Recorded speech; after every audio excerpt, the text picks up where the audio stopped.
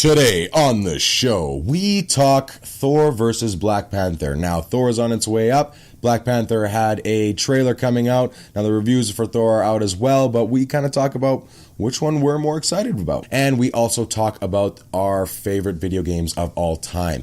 We pick one, but we also dwell into maybe, some recent ones that we were a really big fan of.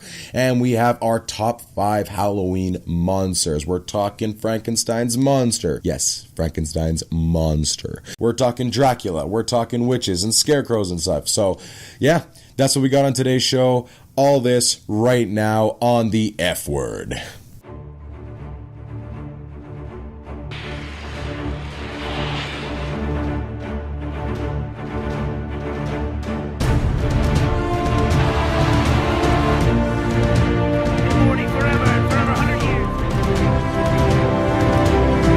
She with you? I thought she was with you.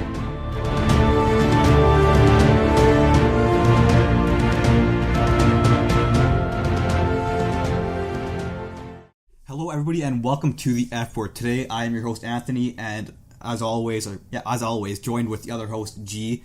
How are you doing today, G? I'm doing good, man. I'm doing good. We've got a new microphone, and I just want to give out a shout out to my good friends Eric and Courtney. They got married over the weekend, and they got me this as a gift. You guys are the best. I love you.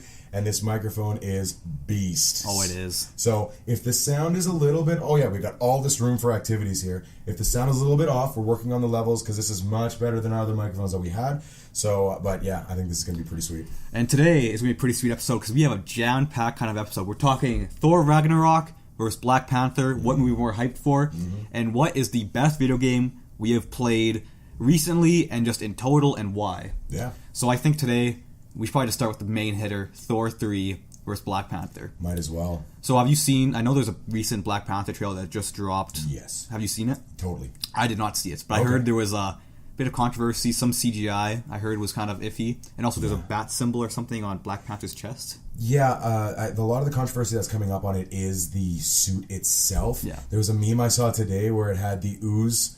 There was one of the villains from one of the 90s shows, I think it was Power Rangers, where he had this ooze and stuff, and so it showed the original Black Panther, then this guy in the middle, and his suit's got this purple thing to it. So it's almost like they're incorporating the logo into like his whatever logo he has or something close to that in his outfit. I'm not a huge Black Panther fan. I am excited about the movie, so it doesn't really matter to me because I'm not so steeped in the lore that I'm going to be losing my stuff over it. One thing I will say, I have seen the suit, and I think it was so good in Civil War. Yeah. They struck gold there. Yeah. And it feels like they just took 2 huge steps backwards with the suit. I feel like they just tried making it way too techie. And that was the one thing. There was one scene in the trailer where it looked like it was forming onto his body. And I was like, this is really weird. Took it from Power Rangers. Took it from Power Rangers. It almost looks like Iron Man type of stuff. And it's like, wait a minute, you guys aren't friends. Mind you, Wakanda is in they were on the same every side. way. Well, they were on the same side, but then he ended up being with Cap because Cap was with him, right? Because they ended up getting Bucky to Wakanda. Whoop, moving the table here. That was weird. And the other thing that I found weird was, what's his name from Creed? I'm blanking on his name. Michael something? No. Michael B. Jordan. Yeah, Michael B. Jordan. He didn't have an accent. He didn't? No, it didn't sound like he had an accent. He sounded like he was just, from your everyday kind of thing. But the way that they're setting up the trailer, it looks like these guys have had they can't go outside the country. Right, so it was kind of weird that he didn't have an accent. And it was a New York part of the, there's a New York part of the, city or country, I guess. Well, that specific part was in Wakanda, I think. But anyways, it still looks good. Michael B. Jordan looks jacked. Chadwick Boseman, there were some fight scenes in there that look great, and Wakanda looks unreal. And I don't fault the trailers too much. Trailers can come or hit and miss. Trailers can be deceiving. Batman vs Superman, Suicide Squad. Oh yeah. Still love Batman vs Superman, but I'm gonna throw it out there. Well, and the thing though was the original Batman v Superman trailer was great. It was when they threw in the they revealed all the plots. They pretty much revealed everything. Which I heard the new Star Wars trailer revealed. I didn't watch it because I heard all these spoilers, but I heard they revealed a lot of stuff. Yeah, and I know you're one of those guys that tries to go in as unknowing as possible. Just go in there, and I'm starting to do that a little bit too because I have only seen the first Thor trailer. So I am with the immigrant song, which my favorite trailer by far. It was so good. It was good, but I feel like, as I think we mentioned this before, or if not, we mentioned it when we were just talking regularly, but the jokes in that trailer, like, he's a friend from work, they are not going to hit in the theaters at all. I don't know, man. I think it's going to be really good. That one may not, because however many people have seen the It's like, trailer. I think we were talking about Deadpool and how there's a lot of jokes. Yes. I don't know what joke you said specifically, but it was in the trailers a lot. Yeah. And it just did not hit in the trailer, the theater, because you heard it so many times. And I think the thing is, it did hit and land for some people, because the theater I was at, people laughed. But I had seen that trailer so many times. I think it was the Brown Pants one. But I had seen it so many times that when it happened, it was more of a chuckle and less of a full-out laugh, whereas opposed to the other jokes in Deadpool were an all-out laugh. In Thor, again, that he's a friend from work part will most likely work for some people, and it'll still work in the context, but I don't think it'll land as much as if they didn't show it. However, they needed to show it so you have an idea of... That, Hulk's in here. Well, not just Hulk's in here, but what type of Thor we're going to get. Like, we're actually going to dwell into the humor that Chris Hemsworth I'm not going to lie. It did not hit for me at all during not the even trailer. in the trailer. No, I did not. I was like, that's cool. It's like, kind of funny. Yeah. But I was just like, it's one of those things where you type like, LMAO and you just have like a dead face. You're like, oh, LMAO. Like, like how everybody writes LOL or LM, like they're never actually laughing out loud. But when you get like the ha ha ha, the 5 ha ha ha's, that someone's legitimately laughing. Yeah, I don't know. I just think it's gonna be really good. If so, the topic is, which one do we think will be better? Well, not better in a way, because which one are we more excited? More excited for, yeah. I still think it's gonna be Thor, because it's gonna be, I think, the funniest one next to like the original Guardians and Ant-Man. I think Spider-Man Homecoming was pretty funny in my opinion. Spider-Man Homecoming was really funny. I think I've watched it 4 times now since it's on DVD. Have you? Yeah. Do you like it even more every time? Oh yeah, man. Spider-Man, every Spider movie I just love. I don't know, just because Spider-Man.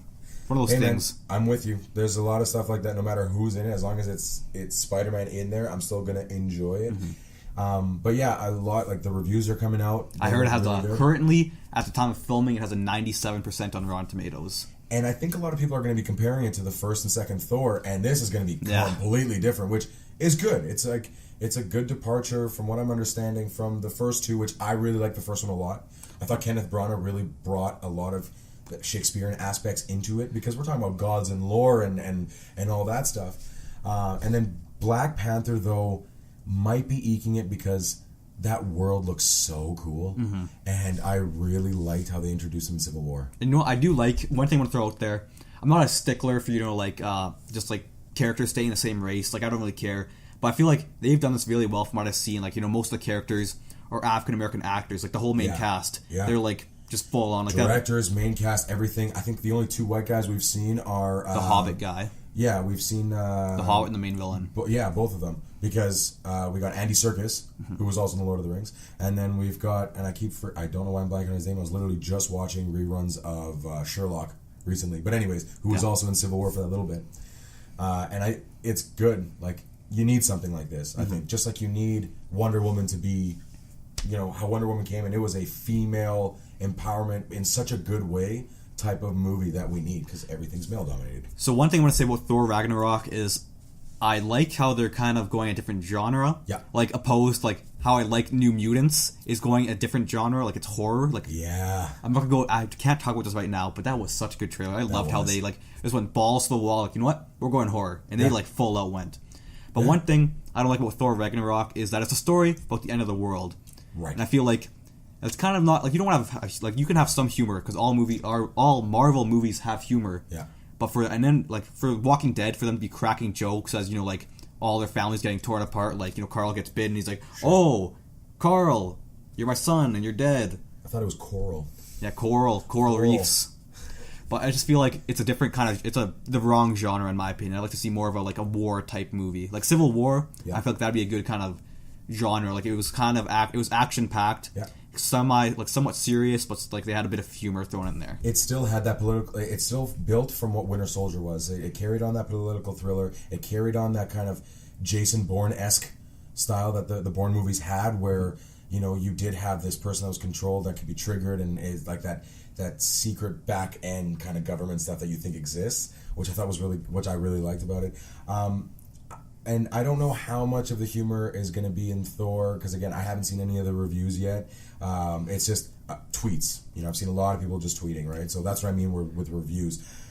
But because it is the end of the world stuff, you got Cate Blanchett, and she looks real good, and I believe you said... She looks hella badass. She looks hella badass in it, and I think that's where that end of the world stuff's going to have. You also have Suitor, which you had that scene where the Hulk is going, like, flying into Suitor, the devil.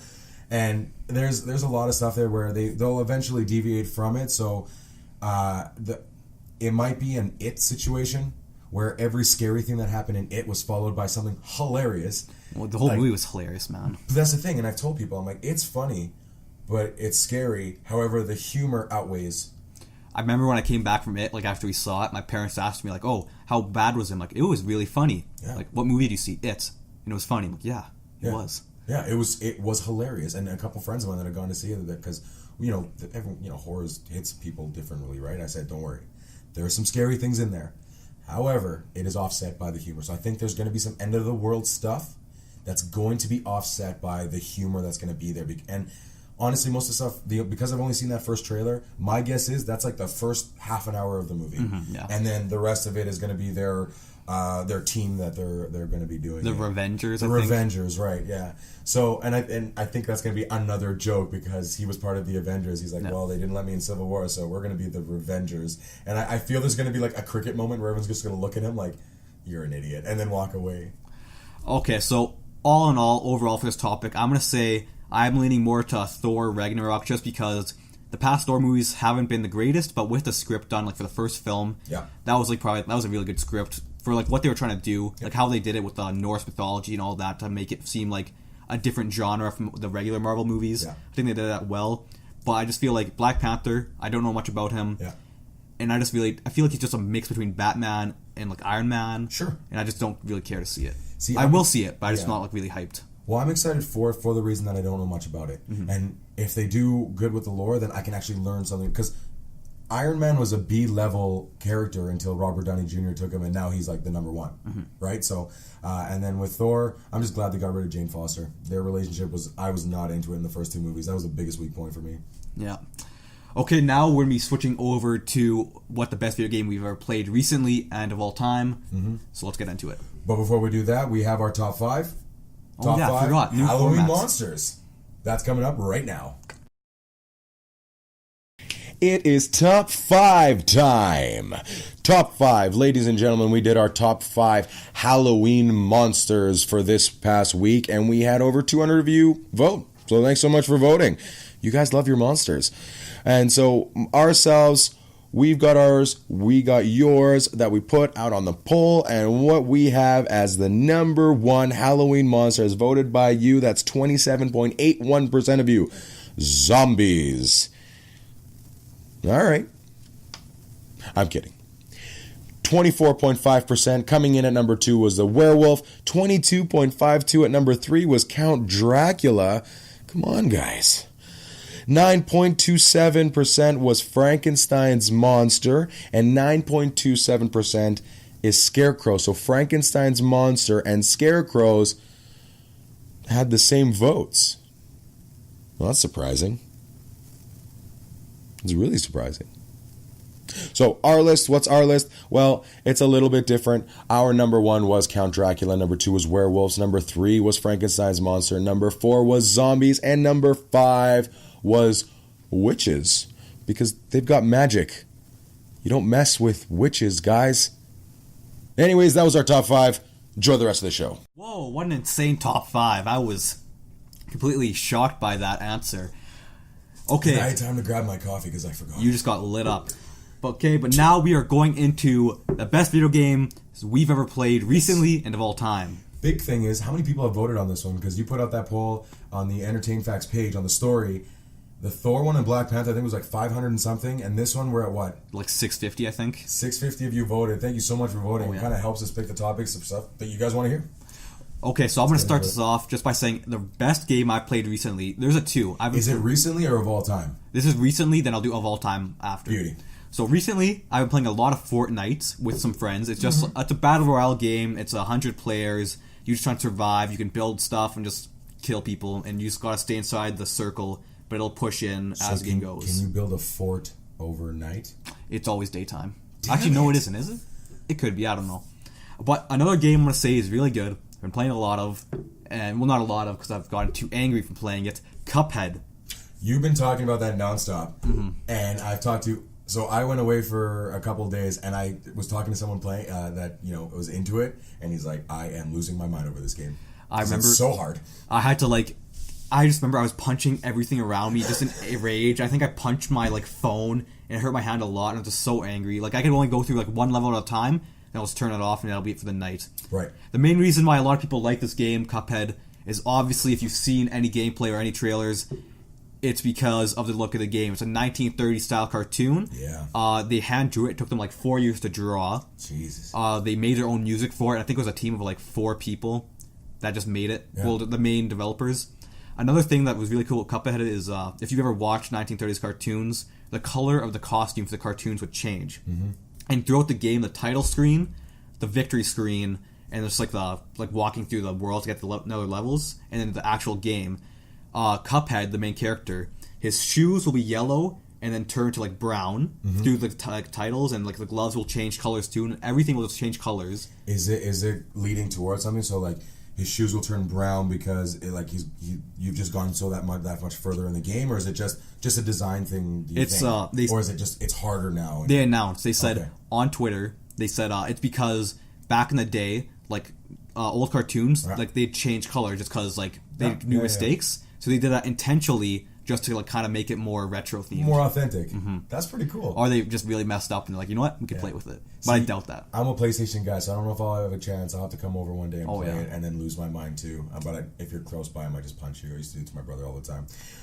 That's pretty cool. So you had Fortnite and Cuphead. Any other ones?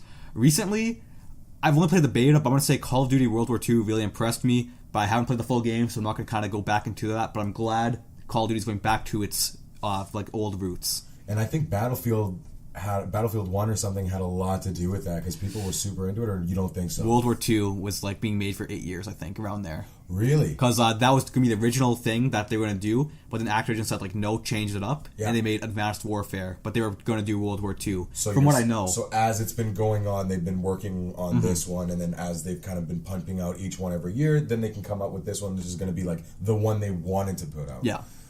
That's pretty cool. That's pretty good. Recently, I'm wrapping up Shadow of War. I'm gonna grab which it is right there. I'll probably be doing a review on it, a little bit of a different style. It's not going to be a Let's Play like we did the Uncharted thing. As many of you watched. Because all 2 of you watched. I got 6 on one. I think it'll be more of the vein of just showing you some gameplay while I'm doing a voiceover on top of it. It's fun so far. I'm not having it's pretty good. I don't get a chance to play too many games these days. I think the last one, I've mentioned it to death, Witcher 3 was the biggest one that I just adored playing.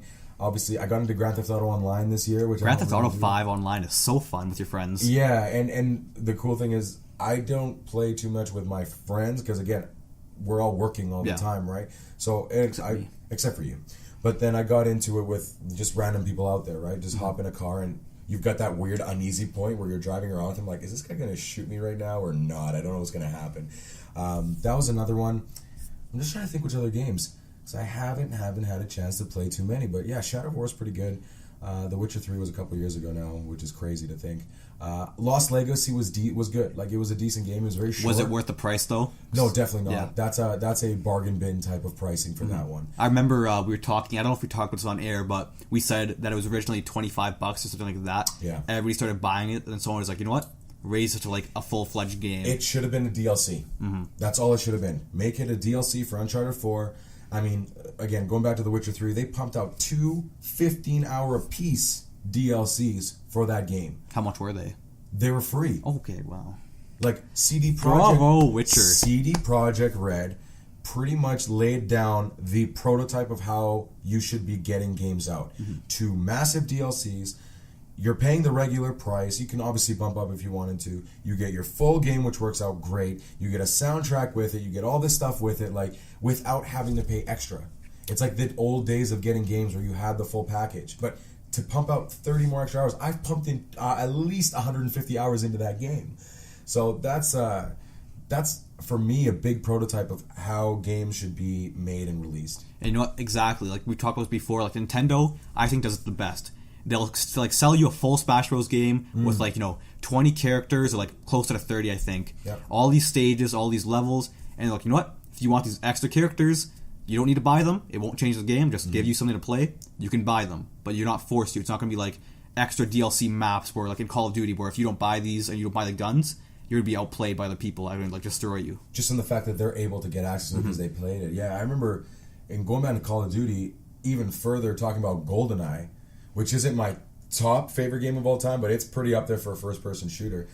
Not GoldenEye, sorry. There was another one that came out later. I think it was The World Never Dies. For some reason, that multiplayer was way better than the actual game itself. But you had to complete trials, and one of them was insane, like, to be able to actually open up this thing and play with your friends. Now, it didn't add anything to your character because online wasn't around back then. But it's nice when you actually achieve something to get these bonuses. I'm a huge fan of Assassin's Creed. I adore the series, but they've broken my heart recently. Unity was... Obviously, I didn't have the mess that people had. I didn't have any frame rate drops. I didn't have any issues like that. But the problem that I had was a lot of it was you had to buy a lot of things with your own currency. Those microtransactions crushed it. Same with Syndicate, if I remember. It was just microtransactions to get these things that didn't even matter anymore because the combat's not difficult. So you don't need these other weapons other than how they look. Because by the time you finish the game, you're already murdering people all over the place. So that's it. So favorite game of all time? One thing I want to add before we go into that. Yeah, sorry. For the Uncharted Lost Legacy, was there online for that, or was that just... There was. Oh, okay. The multiplayer is legit, though. Like, I played a little bit of it. I decided, because obviously I was like, I'm not going to sit here and mess around with putting it on the channel. Multiplayer was fun. I played the hell out of the Uncharted 4 multiplayer. It was very, very good. It was very simple for a guy like me who's not into... Like, I step onto the Call of Duty multiplayer floor, and I'm dead within seconds, and I cannot recover. Unlike my brother. Okay, and another thing before you go, like, real quick, I remember you was talking about Unity, and this has triggered a flashback. I remember I bought Unity on Boxing Day because it was just, like, really cheap. Yeah. And I remember a year later, I looked at it, and it was still in the wrapper, and I never even opened it. I did not regret it. I sold it back immediately, but... Going into my favorite game of all time, do you want to go first? Sure. I gotta think about this. Okay. Easy. Zelda Ocarina of Time. Okay. Till my dying days, it will still be number one, and that's where my love for Witcher came, because I had the same feeling of stepping out into a world that I'd only seen on like the NES and the SNES from like the top down kind of thing, the 2D gameplay, and then the lore, the story, because I'm a huge story guy. If the story's good in the game, then you've got me, right? Even if the gameplay's half-assed, the story will carry me through. Just the way they constructed it, the way that they introduced like the elements of it, and they showed it to you, and all these different characters around Hyrule, and how you can travel, and so on and so forth. It's still to this day probably my number one. Okay, so for my favorite games, it's kind of weird because I don't really focus on like more gameplay or like story or like graphics. Yeah. I just focus on like what memories are the best of playing and what are the most fun playing. That's a good call. So a game that comes to mind is Modern Warfare 3, just because I remember like just playing, like I'm not even playing the actual game, just playing mini games and custom games like Michael Myers, hide and seek, and we just messed around for hours. Games like Minecraft come in, like it's not a very popular game now. But I remember we built our own world with like mini games. Like we played hide and seek, we just played like survival, like player versus player. Another game, Grand Theft Auto 5 comes to mind just because I just have fun. I don't have to think about what I'm doing. Yeah. But I'd say the number one thing that I'm like looking forward to that I think will take the cake for number one game is Mario Odyssey. Because next week. I've seen it. Yeah. It looks so good every time I look at it, which is occasionally because I don't want to watch any trailers. Sure. But I think this is going to win Game of the Year this year because it just looks so great. Yeah. It's an open world Mario game, like HD. You can take anywhere you want. So I think that'll be my number one game of all time. But currently, I'm probably have to go with Modern Warfare 3 just because of nostalgia and just having fun playing it. Hey, nostalgia is a powerful, powerful tool. I mean, going back to it with GoldenEye, like I talked about, having your friends over and having like the 4 screens in the corners and having all 4 of you just sitting down in front of the couch. That's what we talked about the SNES. Like, when's the last time you sat with someone next to them playing like aside from like, let's say Mortal Kombat, we were playing Mario Kart on that thing. We were playing the Street Fighter game. Which you destroyed us in. I did pretty... Not Mario Kart, Street Fighter, yes. But we pulled the couch up, because the cord's not that long, and we just... It was like... It reminded me of those good old days of playing when you had all your friends over, and Smash Bros. The same thing, having all your friends come over and stuff. Now, again, Nintendo's still been able to maintain that, but I don't have a Wii. I don't have the Nintendo Switch or anything like that. Nintendo Switch is more of a solo console. I'm gonna throw that out there. Is it? Okay, yeah. For me, at least. Like, for you, yeah. But still, like, those are the memories that I remember. Okay, those have been our favorite games of all time and currently. Before we wrap things up, I just want to throw out that we have a couple reviews coming out. I know somebody messaged me on Instagram asking for the Stranger Things review. We'll try and get that out ASAP when it comes out. Yeah. Mario Odyssey review, as you said, Assassin's Creed Origins review coming out. Yes. I'm filming a Big Mouth review. I'm not sure if it'll be out before this episode. If not, or if it is, go check it out. Oh, it will be. So go check it out if you haven't seen it. That's all I've got to say. I've been watching Mindhunter, so that's another review that's coming up too. So you're going to be getting a Big Mouth and a Mindhunter, both exclusive Netflix reviews coming out before this episode airs. So watch out for those ones. And we just want to thank everybody that took a look and viewed and commented and liked on our last Subura Blood of Rome review. That one hit 500 in a week. Oh yeah, and that was huge. And the comments have been great. And not just. And if you don't like the review, let us know why. We're going to be kind of changing up the reviews a little bit. But yeah, thank you so much for everybody that commented and subscribed. We got a lot of subscribers now, so welcome to the channel. If this is your first time watching a main episode, hope you enjoyed it. Yeah, that's it. I think. That's it. Okay, so I've been Anthony, and this has been G. And yeah, we'll catch you guys later. Make sure you guys be on the lookout for those Stranger Things reviews, the Big Mouth review. Yeah. Just be like 5 reviews coming out in the next 2 weeks. We got a lot of work to do. Oh yeah, not a lot of time, man. 3 things come out on the same day we have to review. Oh yeah. Make sure you're on following Entertain Facts on Instagram so you can get your votes in on the topics that we're going to be putting out. The poll that just went out as well. Thank you for everyone that voted. We had close to 200 views on 200 people voting for that one. So yeah, that was the F Word Podcast. Episode 17. 17, Jesus Christ. I know. And we're out.